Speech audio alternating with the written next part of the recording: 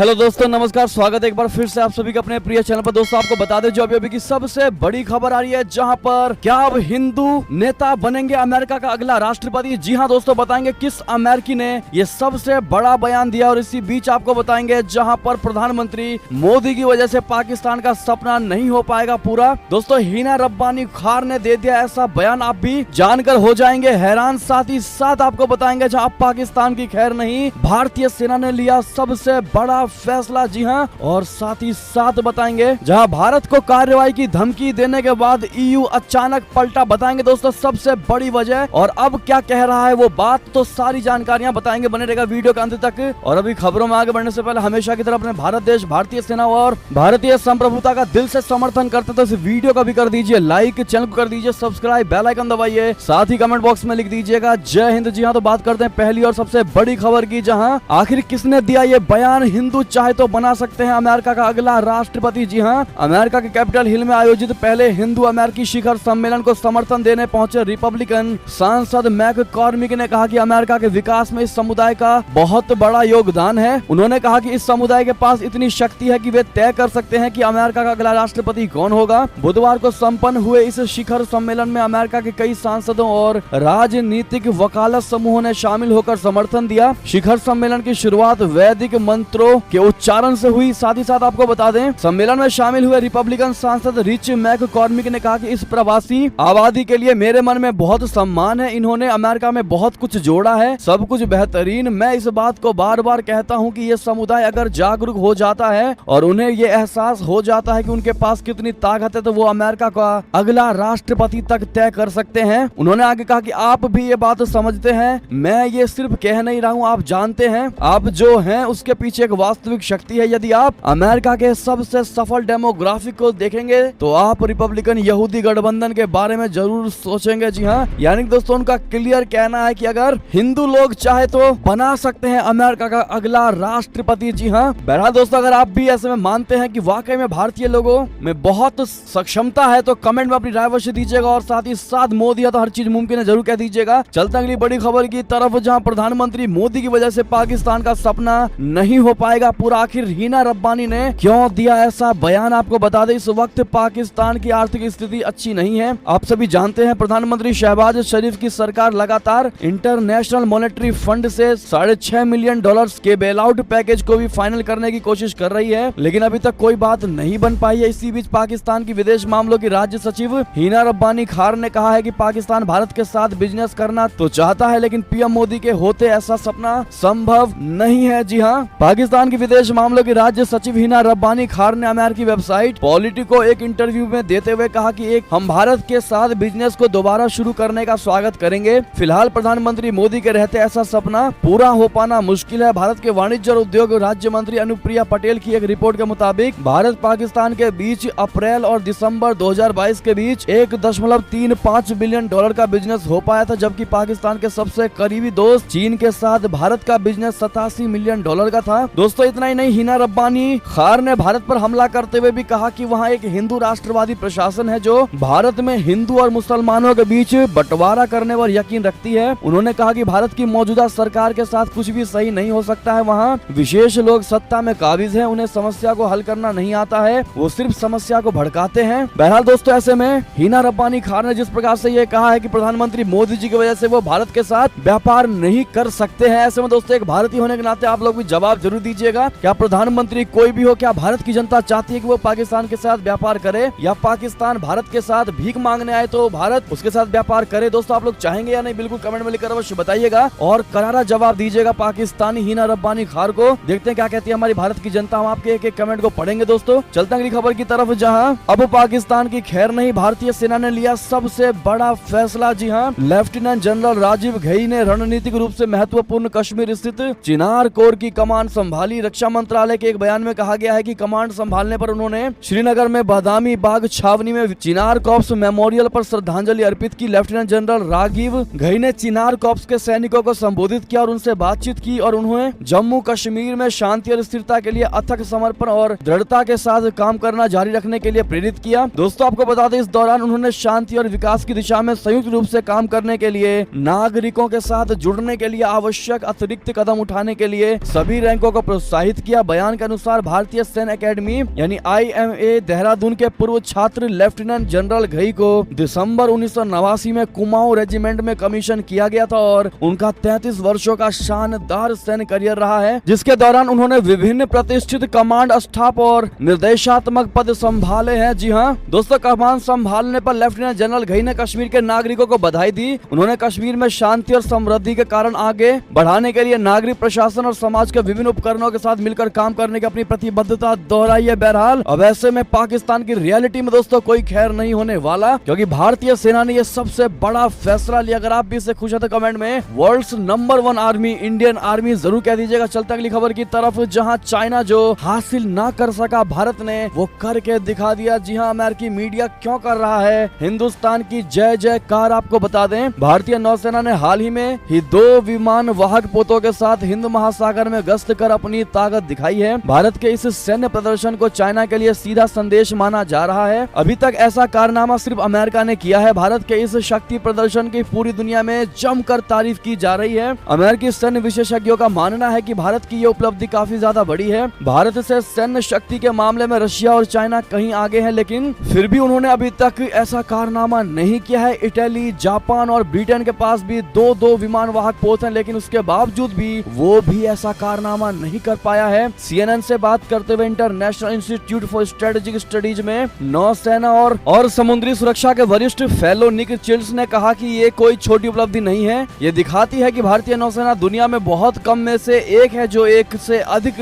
विमान वाहक का संचालन करती है। भारतीय नौसेना के अनुसार INS विक्रमादित्य और INS विक्रांत ने 35 से अधिक विमानों, युद्ध पोतों और पनडुब्बियों की एक बड़ी सीरीज के साथ अभ्यास का नेतृत्व किया था। नौसेना ने बताया था कि 2 विमान वाहक बैटल ग्रुप का सफल संचालन समुद्री श्रेष्ठता बनाए रखने और समुद्र आधारित वायु शक्ति को प्रदर्शित करने का सबूत है। ऐसे में दोस्तों हमारी भारतीय सेना और भारत की डिफेंस सिस्टम और भारत का रक्षा मंत्रालय वाकई में दोस्तों बड़ा ही बेहतर कार्य कर रहा है। अगर आप भी इससे सहमत है तो लॉन्ग लिव मोदी जी जरूर कह दीजिएगा। चलते अगली खबर की तरफ, जहां प्रधानमंत्री मोदी के अमेरिकी दौरे से पहले अमेरिकी राजदूत ने प्रधानमंत्री नरेंद्र मोदी जी को लेकर कहा कि वो लोकतांत्रिक देश के सबसे बड़े नेता हैं। जी हां दोस्तों, प्रधानमंत्री नरेंद्र मोदी जी जिस प्रकार से 21 जून से अमेरिका के राजकीय दौरे पर जाने वाले हैं, वैश्विक उथल पुथल और बिगड़ते और बनते समीकरण के बीच उनका ये 4 दिवसीय दौरा अहम है। ये PM मोदी का अमेरिका का पहला राजकीय दौरा भी होगा। उम्मीद जताई जा रही है कि ये यात्रा वैश्विक स्तर पर बड़ा संकेत देने में कामयाब होगी। आखिर प्रधानमंत्री मोदी जी की इस यात्रा से दोनों देशों को क्या उम्मीदें हैं और इस दौरे से क्या हासिल होगा, इन तमाम सवालों पर इंडिया टुडे ने भारत में अमेरिका के राजदूत एरिक गारसिटी से बात की। दोस्तों आपको बता दें ये अमेरिका की PM मोदी की पहली स्टेट विजिट होगी। इस चुनौतीपूर्ण समय के बीच उनका दौरा क्या संकेत देगा, इस बारे में पूछने पर अमेरिकी राजदूत ने कहा कि वो मोदी दुनिया के सबसे बड़े लोकतांत्रिक देशों के सबसे बड़े नेता हैं। भारत और अमेरिका दोनों ही देश मूल्यों यानी वैल्यूज को महत्व देते हैं। दोनों देश का ध्यान मिलकर महिलाओं को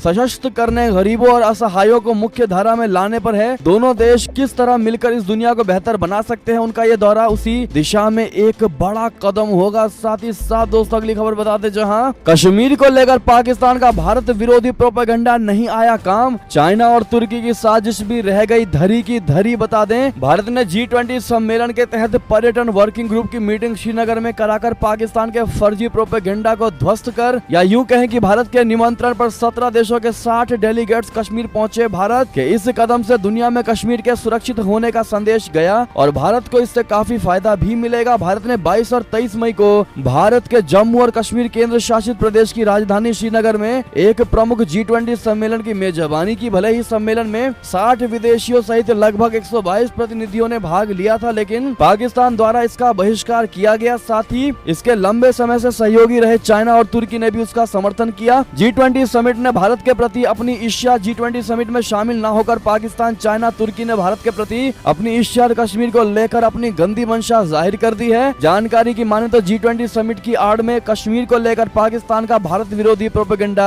काम नहीं आया और चाइना और तुर्की की साजिशें भी धरी की धरी रह गई। पाकिस्तान ने काफी कोशिश की कि कश्मीर पर उसके प्रोपेगेंडा को दूसरे देशों का भी बड़े पैमाने पर समर्थन मिले, लेकिन पड़ोसी देश खाली हाथ ही रह गया। पाकिस्तान के कहने पर चाइना ने इस बैठक में भाग लेने से इनकार कर दिया। चीन ने मीटिंग में टांग अड़ाने की कोशिश भी की। ड्रैगन ने कहा था कि वो किसी भी विवादित क्षेत्र में बैठक आयोजित करने का विरोध करता है। चाइना के अलावा सिर्फ तुर्की और सऊदी अरब ने भी हिचकिचाहट दिखाई। बहरहाल दोस्तों दोस्तों इन चंद देशों को छोड़ दे तो America, Russia, Britain, Canada, France, Germany, यूरोपीय यूनियन और साउथ अफ्रीका जैसे 17 के 17 ताकतवर देशों ने इस बैठक में शामिल होने में रुचि दिखाई और 60 डेलीगेट्स भारत पहुंचे। ऐसे में अगर आप भी मानते हैं दोस्तों कि इस G20 समिट ने इन भारत विरोधी देशों खास करके पाकिस्तान की सबसे बड़ी पोल खोलकर रख दी और इन देशों से भारत को भी बचकर रहना चाहिए। तो कमेंट में दोस्तों आप लोग क्या सजेशन देना चाहेंगे, कमेंट में लिखकर अवश्य बताइएगा। साथ ही साथ बात करें अगली खबर की, जहां भारत को कार्रवाई की धमकी के बाद EU अचानक पलटा। अब कह दी ये बात बता दें, रूसी तेल को रिफाइन करके यूरोपीय देशों को बेचने पर भारत को धमकी देने के 1 महीने बाद यूरोपियन यूनियन अपने बयान से पीछे हट गया है। अब EU ने भारत पर कार्रवाई की धमकी देने वाले बयान पर एक क्लियरिफिकेशन यानी स्पष्टीकरण जारी करके भारत को दोष देने के बजाय यूरोपीय कंपनियों पर निशाना साधा है। EU का कहना है कि भारत को दोष नहीं दिया जा सकता। रूसी तेल पर प्रतिबंध के बावजूद यूरोप की कंपनियां उसे खरीद रही हैं, उस पर चुप नहीं रहा जा सकता। यूरोपीय यूनियन की विदेश नीति के प्रमुख जोसेफ बोरेल का यह स्पष्टीकरण इसी हफ्ते EU डिप्लोमेटिक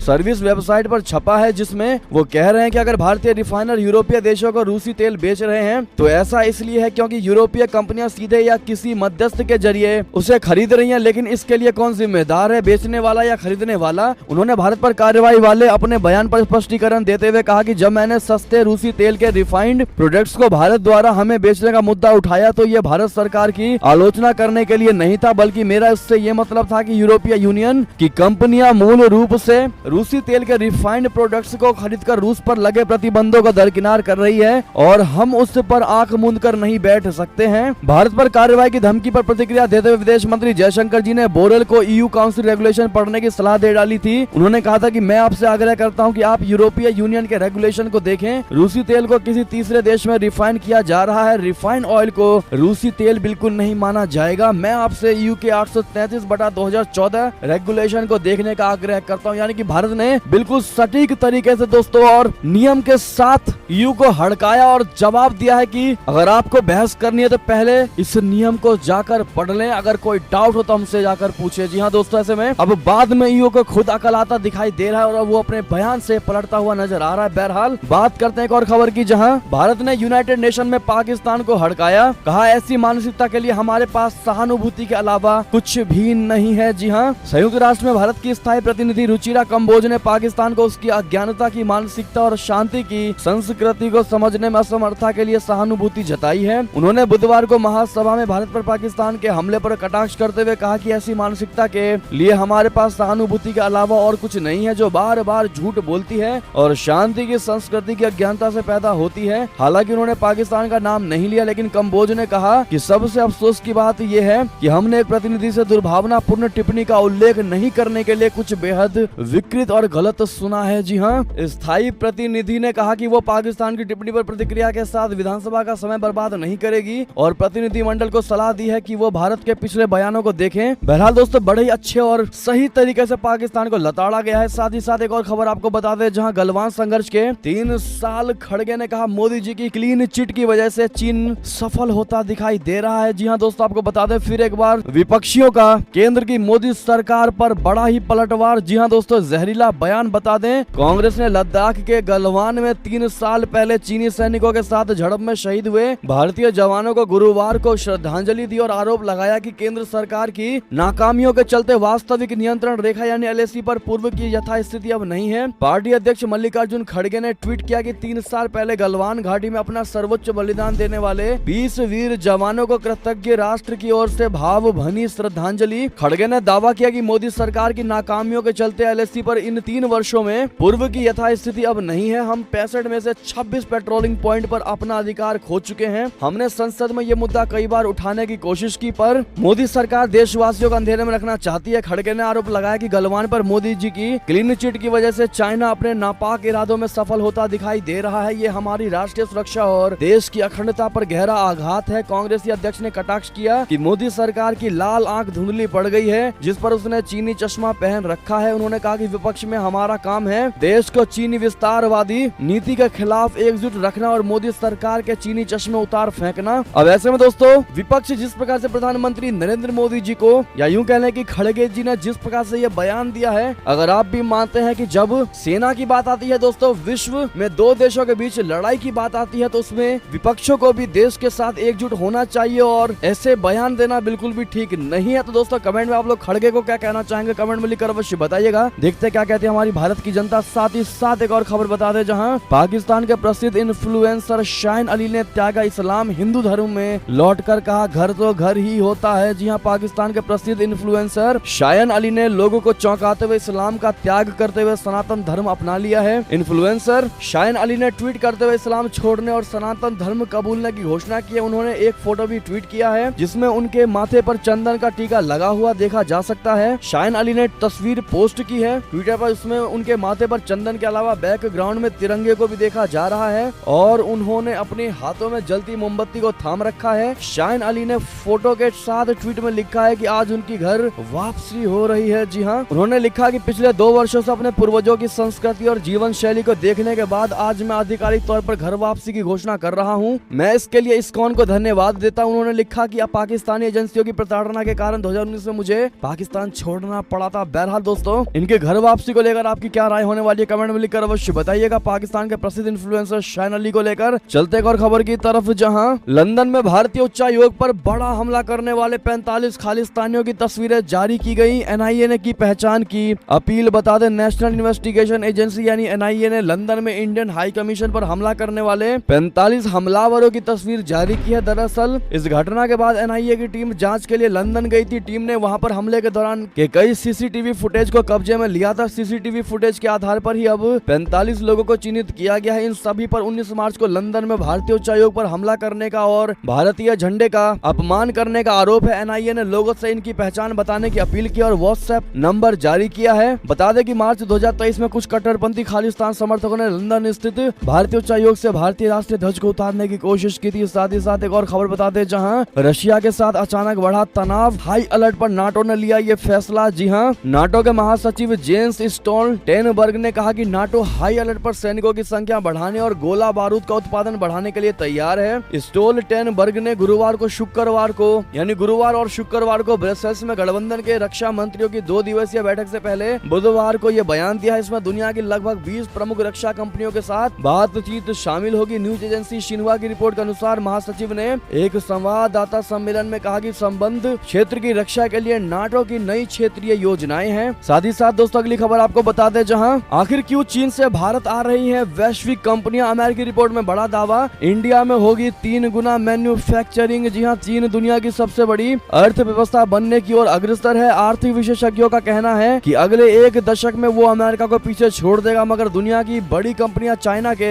दावों को जुटला रही है। कई कंपनियां ऐसी है जिन्होंने चाइना से अपना बोरिया बिस्तर तक समेट लिया और भारत चली आई है। अमेरिकी investment banking company Morgan Stanley की रिपोर्ट में कहा गया है कि कंपनियों के लिए भारत में मैन्युफैक्चरिंग बढ़ने के अनुकूल हालात हैं। मॉर्गन स्टैनली के मुताबिक दुनिया की बड़ी कंपनियां रिस्क कम करने और चाइना अमेरिका जैसे बड़े देशों की तकरार से बचने के लिए सप्लाई चेन में तब्दीली ला रही है। इसका सबसे ज्यादा फायदा भारत, मैक्सिको और दक्षिण पूर्वी एशिया के देशों को मिलेगा, जिसके चलते 8 साल में ही भारत में मैन्युफैक्चरिंग बेस 3 गुना तक हो सकता है। मॉर्गन स्टैनली के अधिकारियों ने कहा कि आने वाले समय में भारत ढेर सारे प्रोडक्ट की मैन्युफैक्चरिंग करेगा। दोस्तों वाकई में भारत के लिए ये सारी अच्छी खबर है। अगली खबर की बात करते हैं, जहां पाकिस्तान पहले भारत से मंगाना चाहता था तेल, बात नहीं बनी तो ऐसे खरीदा। रशिया से तेल मिलने में भी भारत का ही है रोल। जी हां दोस्तों, आप भी जानकर चौंक जाएंगे और खुशी से झूम उठेंगे। बता दें, आर्थिक तंग से जूझ रहे पाकिस्तान को अब रशिया का सस्ता तेल मिलने लगा है। रविवार को रूसी तेल का टैंकर कराची पहुंचने पर उसका पेमेंट रशिया को पाकिस्तान ने चाइनीज करेंसी में किया। हालांकि तब ये बात सामने नहीं आई थी कि पाकिस्तान को सस्ता कच्चा तेल रशिया से भारत रिफाइनिंग की शर्त पर मिला है। इस्लामाबाद से पाकिस्तानी पत्रकार रजा हमदानी ने बताया कि सस्ता रूसी तेल हासिल करने के लिए पाकिस्तान ने पहले भारत से बातचीत की कोशिश की थी। पाकिस्तान भारत से सीधे तेल मंगवाना चाहता था, लेकिन बात नहीं बन पाई। उसके बाद पाकिस्तान को सस्ता रूसी तेल दिलवाने के लिए चाइना ने रूस को मनाया। हालांकि रूस पाकिस्तान को 20% कम कीमत पर तेल देने को इस शर्त पर तैयार हुआ कि उसकी रिफाइनिंग भारत में ही करानी होगी। इसके अलावा पेमेंट भी चाइनीज करेंसी में करवाना होगा। आर्थिक रूप से पिछड़ रहे पाकिस्तान ने दोनों शर्तें मान, इस तरह उसे सस्ता रूसी तेल दिलाने में भारत और चीन दोनों का रोल रहा। जी हाँ दोस्तों, ऐसे में दोस्तों आपको बता दें कि ये थी अब तक की सारी बड़ी खबरें। आपको हमारी खबर कैसी लगी, आशा करता हूँ बहुत अच्छी लगी होगी। अगर थोड़ी भी अच्छी लगी है तो इसे वीडियो का भी अपने भाई बंधुओं में शेयर कर दीजिएगा और इस वीडियो का भी कर दीजिए लाइक, चैनल को कर दीजिए सब्सक्राइब, बेल आइकन दबाइए, साथ ही कमेंट बॉक्स में लिख दीजिएगा जय हिंद जय भारत। तो मिलते हैं आप अगली बड़ी खबर में, और यहाँ तक बने रहने के लिए आप सभी का बहुत बहुत धन्यवाद।